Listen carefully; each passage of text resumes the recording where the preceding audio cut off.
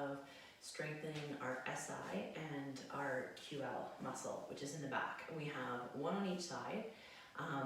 We like to do a lot of stuff that's bilateral, meaning we do it together, but we're gonna do this whole workout unilateral. So we're gonna go through and do the whole workout on one side, and then you're gonna stop the video and repeat it all on the other side. And we're gonna do this 2 to 3 times per side if you have the time for it.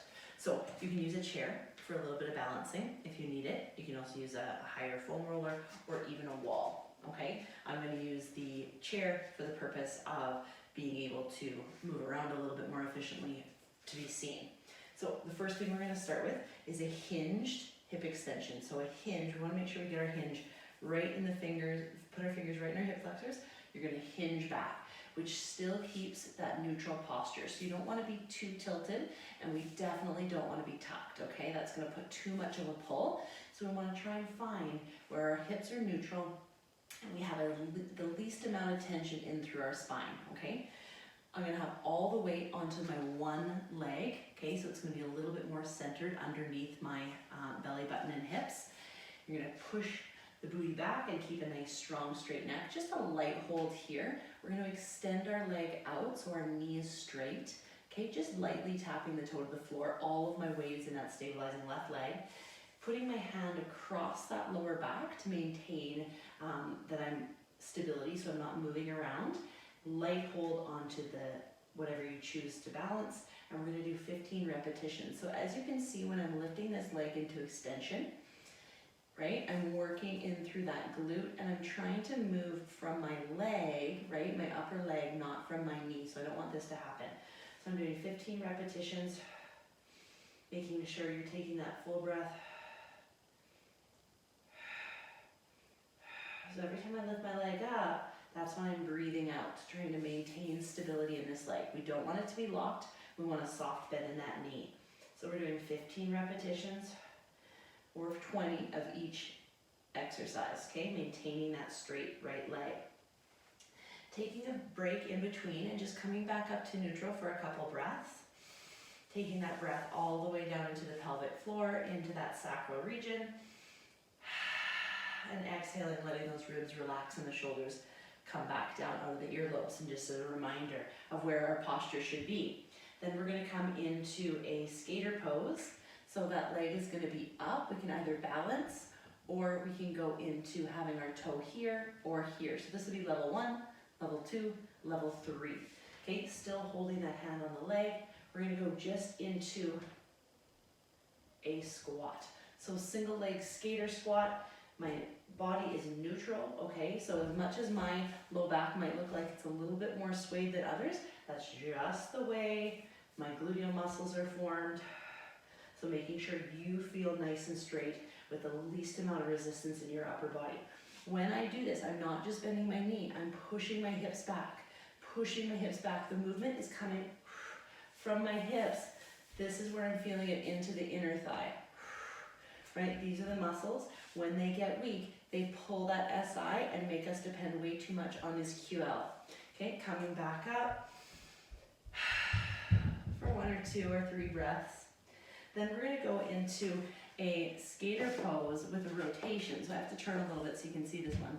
You're coming up, out of the pose, and then back down to neutral. So you don't necessarily need to hold your hand on your back for this one. You can see I'm rotating up. I'm keeping my chest down and then rotating up. You don't have to keep the chest down. You can come completely up onto the side and then come back down, where you're using these inner thigh muscles, your adductor muscles, your internal rotators, your TFL, to stop that from going too far, and then pressing back up through, keeping that knee micro bent, right? We're gonna feel both sides of the SI joint working now for stabilizing as we move in through that femur.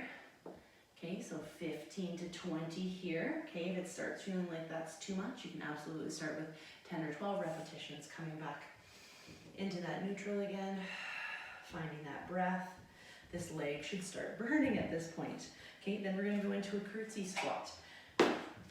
Curtsy, this leg that I'm working, still the left, is gonna be centered.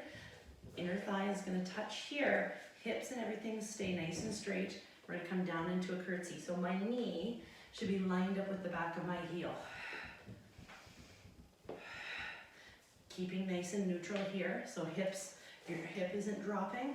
We're just keeping that nice straight curtsy. We're working through that hamstring, inner thigh, quad. Nothing wrong with having a little bit of balance so that we're not falling out and using muscles that are already strong. Okay, by holding on, we're trying to focus on the muscles that are maybe weak and maybe need a little bit more help. So you can see, right? I'm not leaning forward, keeping everything up and down, coming all the way up into that full extension of that leg.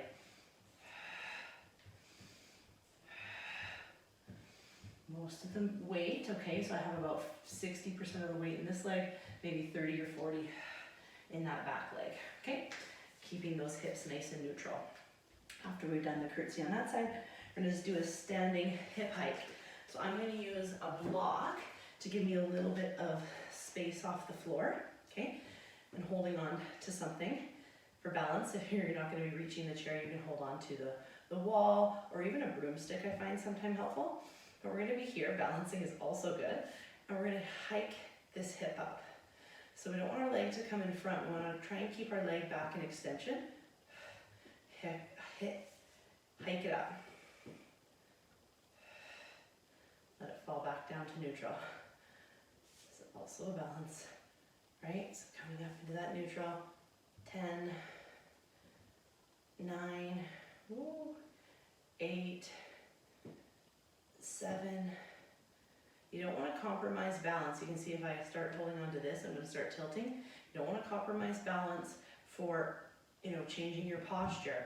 So if you're going to use something for balance, make sure it's helping you create a better posture, not changing it into something that's even worse than just trying to stay balanced, okay? So this is where you're going to be feeling this one. In through the back here, okay?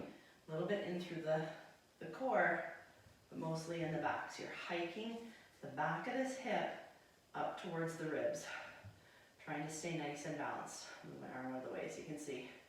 Right? You're gonna be feeling this stabilizing leg on that right start to kick in a little bit, and the QL in here start to kick in.